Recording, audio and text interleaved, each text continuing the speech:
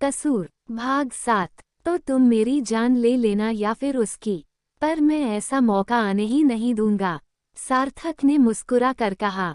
अंजू वैसे ही खड़ी सार्थक को घूर रही थी। उसे समझ नहीं आ रहा था वो क्या करे। अनायास ही अंजू के हाथ पेट में चले गए। उसकी प्रेगनेंसी को 3 महीने होने वाले थे। वो सोच रही थी कि साहिल से शादी के बाद सब ठीक हो जाएगा। उसने दिल से इस बच्चे को अपनाया था और अब वो इस बच्चे को खोना नहीं चाहती थी। अपने किए की सजा वो इस बेकसूर को कैसे दे सकती थी?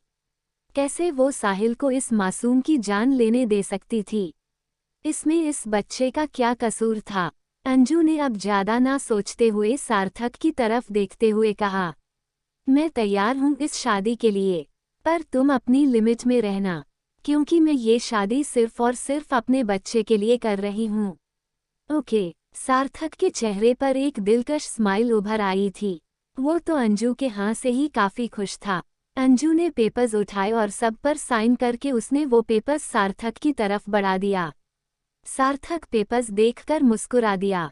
अब से तुम मेरे साथ खुराना विला में रहोगी, सार्थक ने अंजू की तरफ देखते हुए कहा। तो अंजू अब की बार खामोश ही रही। अंडस्को अंडस्को अंडस्को अंडस्को अंडस्को अंडस्को अंडस्को अंडस्को अंडस्को अंडस्को अंडस्को अंडस्को अंडस्को अंडस्को अंडस्को अंडस्को। क्या बकवास कर रहे हो? किन लोगों के साथ चली गई वो?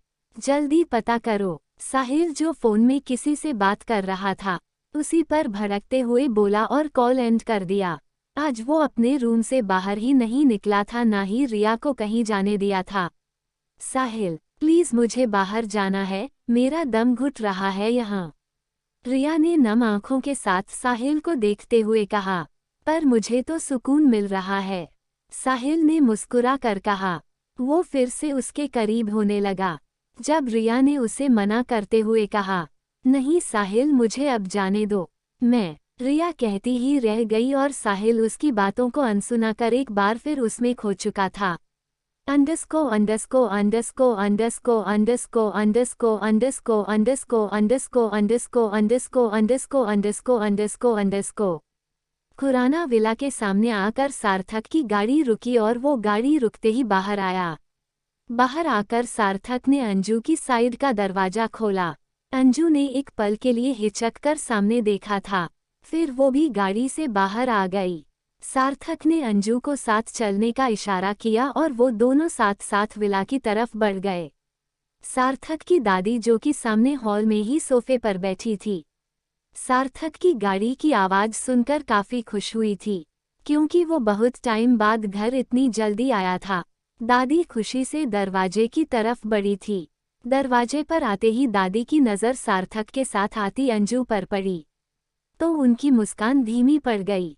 ये कौन है? सार्थक दरवाजे के पास पहुंचा ही था कि दादी ने उसे सवाल कर लिया। अंजू दादी को देखकर ही घबरा गई थी। सार्थक ने एक नज़र अंजू की तरफ देखा, फिर वापस से अपनी दादी की तरफ देखते हुए बोला, ये आपकी बहू है दादी? क्या? दादी सार्थक की बात सुनकर हैरान थी। पर तूने तो शादी से इनकार कर दिया था ना? फिर अचानक दादी ने हैरानी से सार्थक की तरफ देखते हुए कहा, ये शादी का डिसीजन जल्दी में लेना पड़ा दादी, क्योंकि अंजू मेरे बच्चे की माँ बनने वाली है, सार्थक ने कहा। तो दादी को अब उस पर गुस्सा आ गया। वहीं अंजू सार्थक की बात सुनकर हैरानी से उसे देखने लगी थी। दादी ने गुस्से में सार्थक पर हाथ उठा दिया, पर सार्थक खामोश ही रहा, जबकि अंजू एक कदम पीछे हो गई थी। तू एक लड़की से बिना शादी के संबंध कैसे बना सकता है सार्थक? तू पहले ही इससे शादी कर सकता था, दादी ने गुस्से में आगे कहा। और कैसी शादी की है तूने? हाँ, कि किसी को कानों कान खबर नहीं। दादी को इतने गुस्से में देख सार्थक ने आगे बढ़कर उनका हाथ थामा और उन्हें समझाते हुए बोला, रिलैक्स दादी, इस शादी की बात मैं ऑफिशियल सबके सामने अनाउंस करूंगा, और मैंने इससे पहले शादी इसलिए नहीं की क्योंकि इसने खुद शादी से इनकार किया था। दादी ने अब अंजू की तरफ देखा, तो वो सिर झुकाए खड़ी थी।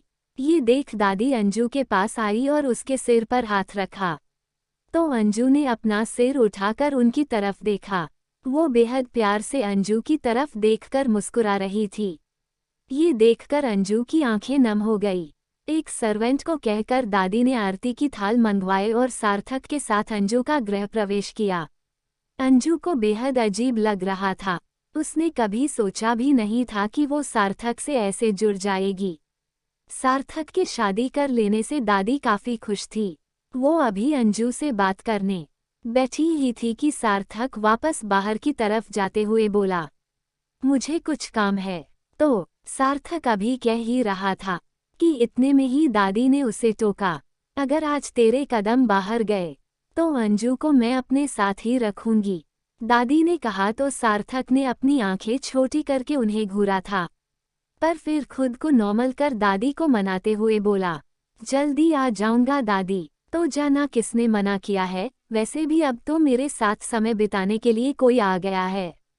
दादी ने मुस्कराकर अंजू की तरफ देखा, जो सिर झुकाए बैठी अपने हाथों की उंगलियों को आपस में उलझा सुलझा रही थी। सार्थक ने एक नज़र दादी की तरफ देखा, फिर अंजू की तरफ। एक गहरी सांस के साथ सार्थक अब अपने रूम की तरफ बढ़ गया।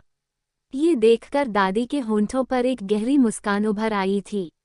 अंडस्को अंडस्को अंडस्को अंडस्को अंडस्को अंडस्को अंडस्को अंडस्को अंडस्को अंडस्को अंडस्को अंडस्को अंडस्को अंडस्को अंडस्को अंडस्को। शाम होने को आई जी। जब रिया ने अपनी थकी थकी आंखें खोली, साहिल उसके बगल में औंधे मुंह बेहद गहरी नींद में सो रहा था। ये महसूस करते ही रिया, जो शायद बेड से उठ भी नहीं पा रही थी, उसने जबरदस्ती खुद को बेड से उठाकर खड़ा किया था। पर तभी उसे वो पल याद आया जब वो अपने कपड़े उठा रही थी और साहिल ने आकर उससे वो छीन कर फेंक दिया था। To be continue.